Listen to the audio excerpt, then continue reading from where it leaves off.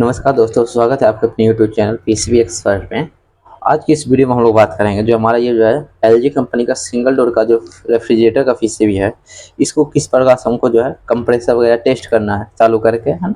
इसको किस प्रकार से वायरिंग रहता है, इसका जो हमारा हर एक कनेक्टर है इसको किस लिए, है ना, यूज़ किया गया। तो आज हम लोग इसको वैसे से समझेंगे और इस पीसी को हम लोग कम्प्लीटली सही किस प्रकार से मानेंगे और कंप्रेसर को किस प्रकार से रनिंग करवाएंगे।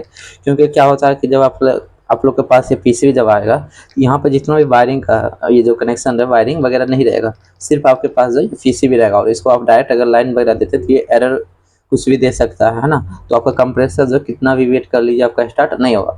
इसमें जो हम लोग को जो है कनेक्शन करना पड़ता है, वो कौन सा कनेक्शन है जो आपको करना पड़ेगा जिससे कंप्रेसर चलेगा, है ना। और इसके बेसिक डिटेल जो कनेक्टर बारे में किसको कौन सा कनेक्टर किसके लिए है, तो आज जो हम इसी पे बात करेंगे। अगर आप चैनल पर नए हैं तो वीडियो को लाइक और चैनल को सब्सक्राइब जरूर कीजिए। तो चलिए शुरू करते हैं। तो सबसे पहले आपको अगर हम लोग कनेक्टर के बारे में समझाएं तो यहाँ पे आपको सबसे पहले यहाँ दिख रहा होगा ये जो कनेक्टर है हमारा, तो ये मेरा क्या है लाइन न्यूट्रल कनेक्टर, जो कि बगल में आपको फ्यूज दिख रहा होगा, ठीक है। और यहाँ पर मेरा क्या है वीडीआर, ठीक है। तो वीडीआर के बगल में ये लाइन न्यूट्रल जो है ये मेरा लाइन इसी इनपुट का है। और यहाँ पर एक दो ब्रिज रेक्टिफायर का मेरा ब्रिज रेक्टिफायर है। और यहाँ पे जो दिख रहा होगा आपको ये ओएलपी है।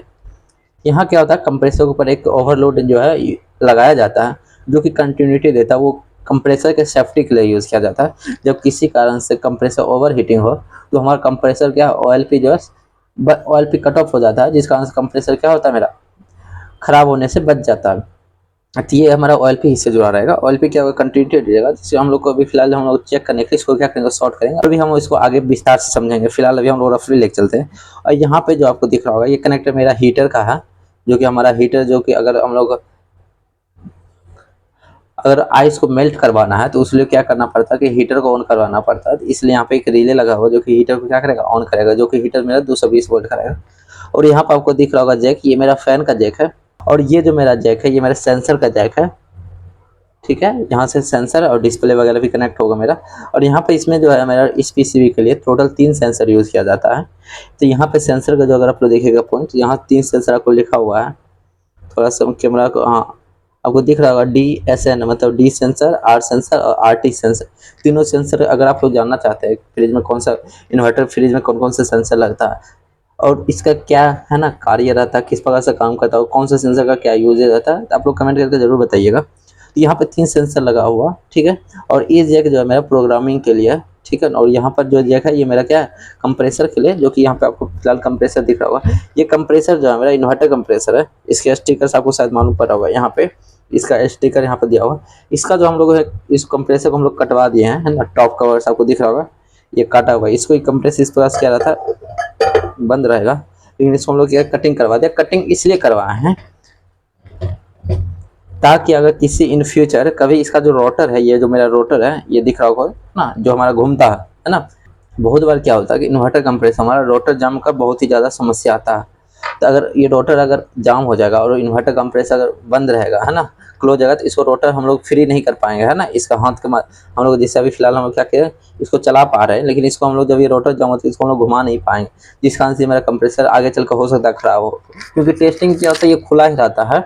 और हम लोग यहाँ पे डिस्चार्ज लाइन जो यहाँ पे ये डिस्चार्ज लाइन है इसको क्या करते हैं बार बार प्रेस करते रहते हैं, जिस कारण से ये रोटर जाम की समस्या इन फ्यूचर कभी आ सकता था। इसलिए हम लोग इसको क्या किए हैं कटवा के, कभी भी जाम होता था हम लोग हाथ से इसको है ना थोड़ा सा क्या करते हैं इसके अंदर ऑयल डाल के हाथ से घुमा देते हैं तो ये फ्री हो जाता है, मेरा कंप्रेसर ठीक हो जाता है। इसीलिए अगर आप लोग भी है ना इन्वर्टर कंप्रेसर लेना चाहते हैं तो उसको कोशिश कीजिएगा इसको कटवा दें, है ना।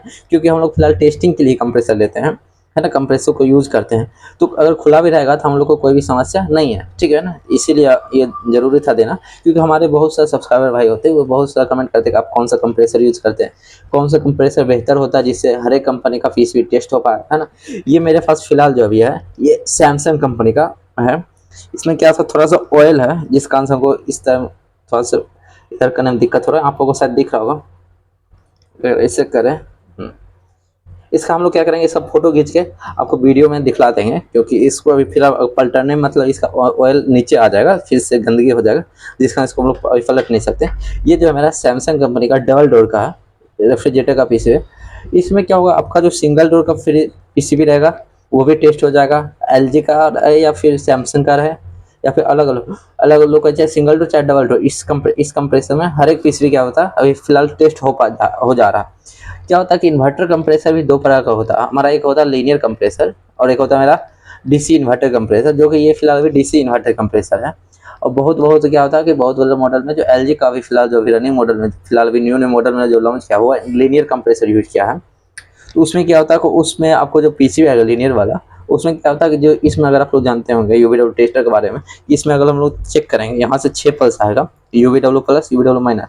लेकिन लीनियर कंप्रेसर जब इस पीसी में लगा रहेगा है ना, उसमें 4 ही पल्स आएगा। तो उसके लिए आपको एक स्पेशल लीनियर कंप्रेसर आपको क्या करना पड़ेगा, खरीदना पड़ेगा। तो चलिए अब इसको हम लोग क्या करते हैं, इसको टेस्टिंग के लिए कैसी कैसी कहाँ पे क्या चीज़ लगाना है उसको हम लोग बताते हैं। तो यहाँ पे आपको दिख रहा होगा ये सेंसर के जगह पे आपको यहाँ पे 3 सेंसर दिखाई दे रहा होगा शायद यहाँ पे। हाँ, तो यहाँ से इस साइड से यहाँ पे मार्किंग किया हुआ है, इधर से जो आपको 3 रजिस्टेंस लगाना है आपको 10 के का।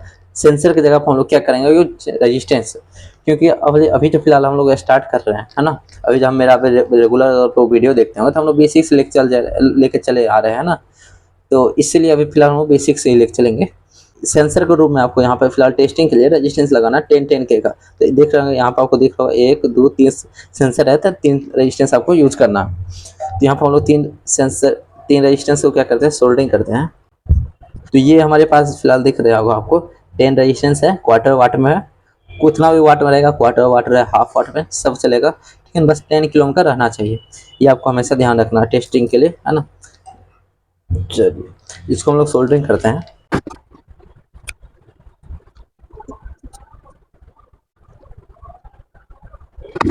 तो फिलहाल जो है हम लोग यहाँ पे 3 रेजिस्टेंस आपको दिख रहा होगा बैक साइड से लगा दिए हैं है ना।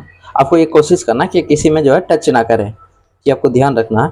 और अब यहाँ पे क्या, जब हम लोग सेंसर कनेक्ट कर देते हैं यहाँ पर ये जो मेरा OLP का कनेक्टर है इसको हम लोग को क्या करना पड़ेगा, पीछे से शॉर्ट करना पड़ेगा, ठीक है ना। क्योंकि OLP जो रहता है हमारा सीरीज में लगा रहता है एसी के इनपुट लाइन में।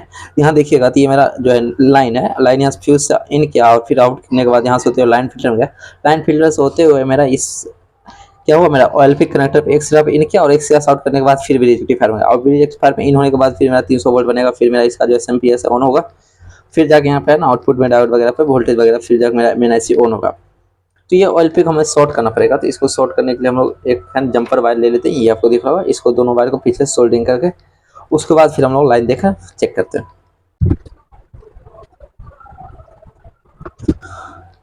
तो हम लोग यहाँ पर OLP है ना, OLP जो है उसको शॉर्ट कर दिए। अब हम लोग क्या करते हैं, इसमें लाइन देते हैं। तो यहाँ पर कंप्रेसर टर्मिनल दिख रहा होगा आपको, ये तीनों टर्मिनल का इसका कंप्रेसर जैक है, इसमें हम लोग इंसर्ट कर देते हैं ये कंप्रेसर के जैक में। आपको ध्यानपूर्वक आपको हर एक जैक को है ना ध्यान से देखना है। इसको हम लोग ऐसे कर देते हैं ताकि आपको देखने में कोई भी दिक्कत ना हो। अब हम लोग AC इनपुट करने के लिए ये जो मेरा आपको AC मेन लीड दिख रहा होगा इसको हम लोग यहाँ पे ऐड कर देंगे, ठीक है। आपको शायद पूरा PCB आ रहा होगा है ना। तो अब हम लोग क्या करते हैं, इसमें लाइन देते हैं, उसके बाद आपको दिखलाते हैं, ठीक। तो यहाँ हम लोग लाइन देते हैं और लाइन जब दिए हैं तो यहाँ पर आप देखिएगा तो एक येलो लाइट जो है ब्लिंक कर रहा होगा आपको है ना। अगर आपको सही तरीके से दिखला है, यहाँ पर आपको दिख रहा होगा येलो लाइट, इसका मतलब इस पीसी में जो लाइन आ चुका है। इसमें क्या होता है कि मैंने दो आपको इसमें थोड़ा अगर हम लोग इन्फॉर्मेशन दे बेसिक है ना किस तरह से काम करते हैं। यहाँ पे 2 MCU लगा हुआ है, एक मेरा ये लॉजिक कंट्रोल के लिए यूज़ किया गया है, ये मेरा MCU है। और यहाँ पे इन्वर्टर के लिए, इन्वर्टर कंप्रेसर ड्राइव करने के लिए यहाँ पे एक और MCU लगा हुआ है। तो फिलहाल अभी इस पीसी में जो है कंप्रेसर स्टार्ट करने के लिए जब हम लोग लाइन इन करेंगे तो उसमें कम से कम जो है 5 मिनट जो हमारा समय लेगा। अगर आप लोग चाहते हैं कि अब टेस्टिंग करना और 5 मिनट ना इंतजार करें, उसके लिए यहाँ पे देखिए तो एक माइक्रो स्विच दिया हुआ है जो कि शायद दिख रहा होगा। तो इसको हम अगर 5 सेकंड तक प्रेस कर रखेंगे तो ये जो मेरा इन्वर्टर कंप्रेसर आपको दिख रहा होगा ये डायरेक्ट स्टार्ट हो जाएगा, बहुत ही जल्दी स्टार्ट हो जाएगा, ठीक है ना। तो अगर ये सब टेस्टिंग के लिए आपको क्या कर सकते हैं, चेक कर सकते हैं। अन्यथा अगर आप लोग है ना नहीं जानते हैं तो क्या करते हैं, लाइन देकर 5 से 10 मिनट इंतजार कीजिएगा तो इन्वर्टर कंप्रेसर हमारा ऑटोमेटिक क्या हो जाएगा, स्टार्ट हो जाएगा। फिलहाल अभी हम लोग टेस्ट कर रहे हैं तो टेस्टिंग के लिए यहाँ पे देख सकते हैं इस माइक्रो स्विच को हम लोग 5 सेकंड तक अगर प्रेस करके रखेंगे तो ये मेरा जो है कंप्रेसर जो है स्टार्ट हो जाएगा जल्दी ही।